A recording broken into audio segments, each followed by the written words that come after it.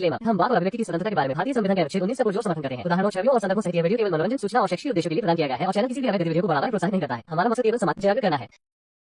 जय हिंद दोस्तों, जब भी कोई मोमिन एक्स मुस्लिम से डिबेट करने आता है तो वो अक्सर एक सवाल करता है कि अगर वो अपने दीन को छोड़ देगा तो वो दूसरे किस दीन धर्म को एक्सेप्ट करे, या कौन सा ऐसा दीन धर्म है जो इस्लामिक कल्ट को छोड़ने के बाद एक्सेप्ट करने के काबिल है। पर कोई भी एक्स मुस्लिम किसी शख्स को जो इस्लामिक कल्ट को छोड़ना चाहता है या छोड़ चुका है, उसे किसी खास दीन धर्म अपनाने की तबलीग नहीं करता है। इसका एक बहुत बड़ा कारण है जिसे समीर भाई ने बहुत अच्छी तरह से एक्सप्लेन किया है। आप में से भी बहुत से लोगों का मानना है एक्स मुस्लिमों को किसी खास धर्म के बारे में बताना चाहिए या सजेस्ट करना चाहिए, लेकिन ये धारणा एकदम गलत होगी, क्योंकि जहां तक मेरा मानना है हर एक दीन धर्म मजहब इंसानों द्वारा उस समय के हालातों को मद्देनजर रखते हुए बनाया गया है।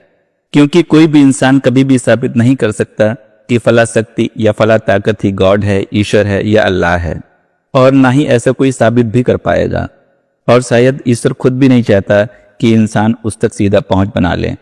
तो आइए सुनते हैं समीर भाई इस टॉपिक पर क्या कह रहे हैं। मिस्टर एच साहब, सर काफी देर से वेट कर रहे हैं। मोस्ट वेलकम आपका सर, कैसे हैं आप? नमस्कार। नमस्कार। नमस्कार तो नमस्कार जी। सर, मेरा एक क्वेश्चन है आपसे। मैं आपका एक्स मुस्लिम का जितना देखता रहता हूँ, थोड़ा एनालाइज करने की कोशिश करता हूँ कि क्या चल क्या रहा है आपके इसमें माहौल में, है ना सर। तो मेरा एक ही क्वेश्चन, पहला क्वेश्चन ये है कि आपने जो इस्लाम छोड़ा वो तो आपकी आत्मा की कॉल थी, है ना, अंदर से एक कॉल थी जिसने आपको इससे रूबरू करवाया कि हाँ ये चीज गलत है, ये चीज सही है। बट आपकी चीजों को सुन के जब कोई मुस्लिम छोड़ता है इस्लाम को, तो उसके लिए कितना टफ हो जाता होगा, क्योंकि उसको आगे का रास्ता नहीं पता है कि आगे कहाँ जाना है मेरे को। आपने किसी का रिलीजन छीन लिया उससे, क्योंकि ह्यूमन जो बेसिक माइंड है उसको अपने ऊपर कोई ना कोई चाहिए हर टाइम, ठीक है। अब जी आप आगे का उनको रास्ता भी नहीं, मतलब ज्यादातर मैं ये देख रहा हूँ कि कोई भी एक्स मुस्लिम उनको आगे का रास्ता नहीं बता रहा है कि आप आगे किस डायरेक्शन में जाएं। अगर गॉड को ही फाइंड करना है तो किस डायरेक्शन में फाइंड करें, है ना। आपको तो अपने आंसर्स मिल रहे हैं, चाहे आप एग्नोस्टिक बन जा रहे हैं या फिर आप गीता पढ़ ले रहे हैं, कुछ भी पढ़ ले रहे हैं, है ना। बट उनका क्या, जिनको ऑल ऑफ सडन में हिट हुआ है, ठीक है, समझ रहे हो, एक मुक्के के जैसे उनके मुंह पे बजाया और उन्होंने एकदम से धराशायी हो गया, ना आगे के ना पीछे के। तो वो क्या करेंगे, क्योंकि इससे जी। आइडेंटिटी क्राइसिस हो गए, मैं वो मैं समझ वापस। गया आपका मैं समझ जी गया आपका क्वेश्चन, और मैं कई बार पहले भी इसका आंसर दे चुका हूँ। मैं जी एक्चुअली आपकी एक बात से एग्री नहीं करता आपके क्वेश्चन में, जो आपने कही जी है कि एक्चुअली उन लोगों को अपने ऊपर कोई ना कोई चाहिए, या कोई ना कोई आइडियोलॉजी उनको चाहिए। तो एक्चुअली सर जी मेरा डिफरेंस ऑफ ओपिनियन जो है वो आपके साथ में जी या उनकी सोच के साथ में वो यहीं पर है। तो मैं जी ये कहता हूँ कि मुझे कोई भी एक आदमी जिसको जी एक मजहब छोड़ करके दूसरा मजहब चाहिए, जी अगर वो मुझसे मुतालबा कर रहा है कि आप मेरा मजहब मुझसे छीन रहे हो तो आप ही मुझे दूसरा हाँ मजहब बताओ, तो मैं उससे ये हाँ पूछना चाहता हूँ उसको मजहब बताने के लिए कि आप जी मुझे सिर्फ ये बता दें कि ऐसा जी कौन सा काम है इंसानी जिंदगी का जो जी बगैर किसी मजहब के पूरा नहीं किया जा सकता। एक काम, जी अगर बिल्कुल आप सर। मुझे एक भी ऐसा काम बता देते हैं जो जी बगैर मजहब के पूरा नहीं किया जा सकता, यानी कि आपकी जिंदगी की जो जरूरत है जीने के लिए, सरवाइव करने के लिए, समाज में रहने के लिए, वो जी उसमें मजहब की इंपॉर्टेंस इतनी ज्यादा है कि उसके बगैर आपका वो काम नहीं हो सकता, तो फिर मैं बता दूंगा जी उसको कि कौन से मजहब में जाना है। लेकिन सर अगर जी कोई किसी का काम नहीं रुक रहा है या उसके पास ऐसा कोई रीजन नहीं है बताने के लिए, लेकिन वो जी सिर्फ और सिर्फ मानने के लिए, बिलीव करने के लिए एक गॉड का कॉन्सेप्ट चाहता है या एक जी समाज चाहता है या एक आइडियोलॉजी चाहता है, तो फिर जी मैं समझता हूं कि उस शख्स को उस आइडियोलॉजी जी का नाम बताने का हक जो है वो मेरा नहीं है, बल्कि ये वो खुद अपने क्राइटेरिया के ऊपर, अपनी नीड के ऊपर और उसकी जो सोच है, जो मानसिकता है, उसके बिहाफ जी पर उसको जो चाहिए, जो उसके लिए सूटेबल है, ये वो खुद तलाश करे। जी सही बात है आपकी। बट जहां तक मैं अभी तक इस्लाम को समझ पाया हूँ, उसमें इन लोग, मतलब कि उसमें सुपीरियोरिटी कॉम्प्लेक्स इनको प्रोवाइड किया जा रहा है, ठीक है। तो इसलिए वहां पे टिके हुए थे।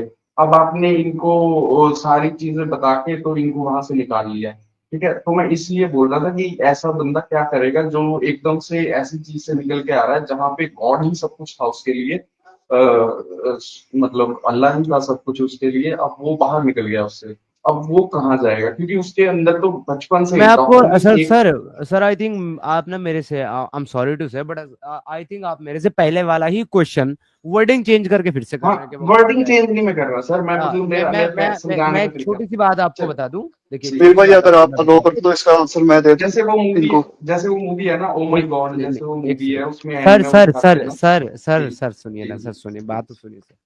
सर मूवी जो है ना, वो जी रियल लाइफ से बहुत ज्यादा अलग होती है और रियल लाइफ मूवी से बहुत अलग होती है। ठीक है नहीं, मेरे मैं भाई। उदाहरण दे रहा हूँ मैं सर सर, हाँ थोड़ा। आप सुनते ही नहीं है, प्रॉब्लम ये है सर आपका। आप सुन तो लीजिए, पर आप सामने वाला जी कुछ जी कहना चाह साहब, रहा है, जी साहब, सुन सॉरी लीजिए। सर। प्यारे भाई, मूवी में जी क्या है क्या नहीं है, it doesn't matter. Zee movie में कुछ चीजें हमारी लाइफ से रिलेट कर सकती हैं, लेकिन जी जरूरी नहीं है कि सारी चीजें रिलेट करेंगी। ओ माय गॉड में तो जी वो एक खुदा भी है, एक गॉड का कॉन्सेप्ट है, जो गॉड जमीन पर ही आकर के इंसान के साथ बात करने लगता है। ऐसा जी होता नहीं ना असल जिंदगी में। तो जी सारी चीजें रिलेट नहीं कर सकती ना भाई उसके साथ जी में। वो एक जी कॉन्सेप्ट है, आपको समझाने के लिए मूवीज आती हैं, बनाई जाती हैं, उन सिचुएशन जी को एक्सप्लेन करने के लिए बनाई जाती है जो इंसान अपनी जिंदगी में फेस कर रहा होता है। मगर मैं जी ये कह रहा हूँ हर एक के लिए वर्क नहीं करेंगी। मैं आज जी अगर ये कह दूं कि ओवरऑल जितने भी मुसलमान हैं जो जी इस्लाम को सिर्फ इसलिए छोड़ रहे हैं कि उनकी समझ में आ हम्म गया कि इस्लाम जो है कोई दीन नहीं है, कोई अच्छा मजहब हम्म नहीं है। इस्लाम की जो हम्म आइडियोलॉजी है वो कोई अच्छी आइडियोलॉजी नहीं है, और इस्लाम में जो खुदा बताया जा रहा है वो कोई खुदा नहीं है, क्योंकि उसके एट्रीब्यूट्स खुदा वाले नहीं है। अब उसने जी उसको छोड़ दिया। तो हम्म उसको छोड़ने के बाद अगर मैं बता दूं कि आप उसको छोड़ करके इस वाले खुदा को मान लें, तो मेरे भाई हम्म फिर मुझ में और इस्लाम में क्या फर्क रहा? और हाँ उन वही लोगों के और उन लोगों के हम्म मुसलमान हम्म बनकर मौलवी की बात मानने में और एक्स मुस्लिम हम्म बनकर के मेरी बात मानने में क्या फर्क रहा? हम्म अब बात को समझिए ना, मैं जी यहाँ पर बात कर रहा हूँ जी फ्रीडम की मेरे मैं भाई। समझ रहा हूँ। मैं जी फ्रीडम की बात कर रहा हूँ, मैं आजादी की बात कर रहा हूँ। जब मैं मुसलमानों हाँ को ये जी कहता हूँ कि आप जो है अपने मुल्लाओं के गुलाम हैं, मुल्ला आपको जो इस्लाम बताता है वो आप इस्लाम हम्म मानते हैं, जो फॉलो करने के लिए बोलता है वो फॉलो करते हैं, जो करने के लिए कहता है वो करते हैं। तो आप बेसिकली हम्म इस्लाम के नाम पे मुल्लाओं के गुलाम हैं। तो अब इसका जी मतलब क्या है कि उसको ये बात हम्म रियलाइज हो गई, एहसास हो गया, तो अब वो उसको हम्म छोड़कर और इस्लाम को छोड़कर अब एक्स मुस्लिमों का गुलाम हम्म बन जाए? हम्म। नहीं नहीं, मेरे भाई। गुलाम किसी, हाँ मैं वही बोल रहा हूँ कि गुलाम किसी का नहीं बनना है, तो बस फिर इनको मैं मुझसे डायरेक्शन ये एक सवाल ही, मिलनी चाहिए। भाई सुने, मुझसे ये सवाल ही मतलब इलॉजिकल है, बेवजह है कि मैं उस मुस्लिम को ये हम्म बताऊं कि तुम्हें कहाँ जाना चाहिए, कौन से मजहब में जाना चाहिए, किस खुदा को मानना चाहिए, किस सोसाइटी में जाना चाहिए, इस वजह से कि हम्म। तुमने मेरी बात को मान करके या मेरी बात को सुनकर के इस्लाम छोड़ा है। दिस इज अ वेरी मैं लॉजिकल क्वेश्चन। हाँ, मैं ये चीज इसलिए बोल रहा था क्योंकि जितने भी मुस्लिम आते हैं उनको ये लगता है यहाँ पे कि ये लोग एक्स मुस्लिम जो लोग हैं यहाँ से इनको इस्लाम से निकाल करके हिंदुइज्म की तरफ धकेल रहे हैं। तभी वो क्या करते हैं कि जैसे ही आप इस्लाम के रिगार्डिंग आप मुझे पूछना। उस एक्स मुस्लिम का नाम बताइए। आप मुझे जी उस जी मुस्लिम का नाम बताइए जो जी लोगों को एक्स मुस्लिम बनाने के बाद उनको ये कहता है कि तुम हिंदू धर्म में आ जाओ, खुद से नहीं, कहता है। मैं आपको पूरी बात नहीं बोल तो रहा हूँ सर क्या, फिर आप। अब अगर आप खुद समझ रहे हैं इस बात को कि जी आपके पास मुझे देने के लिए एक एग्जांपल भी नहीं है, ठीक है, क्या तो चीज अगर उसके बाद कोई ये सर कहता आप। है कि कर रहे हैं नहीं नहीं, मेरी कोई पूरी भी। बात तो सुन लीजिए, आपने पूरी बात से पहले मेरे को वो कर लिया। तो इसीलिए वो क्या करते हैं, वो हिंदूज को टारगेट करना शुरू कर देता है कि देखो तो सनातन धर्म में भी तो ऐसा उल्टा पुल्टा। तो उनको दिमाग में ये कहाँ से आ रहा है कि ये लोग मतलब इस्लाम के साथ वो हिंदुइज्म या सनातन धर्म को क्यों कंपेयर कर रहे हैं।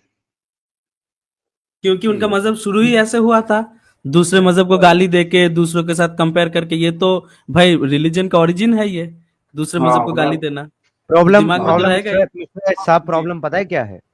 जी प्रॉब्लम पता है क्या है? जी प्रॉब्लम ये है कि आपको ऐसा लग रहा है कि एक्स जी मुस्लिम मूवमेंट के ग्राउंड पर हाँ जी काम करने से या एक्स मुस्लिम जी मूवमेंट के वजूद में आने से जी बदले में मुसलमानों ने हाँ हिंदू जी धर्म को या किसी भी अदर मजहब को क्रिटिसाइज करना, गालियां देना शुरू कर दिया है। जबकि मेरे हाँ भाई ये हकीकत जी नहीं है, ये जी रियलिटी नहीं है।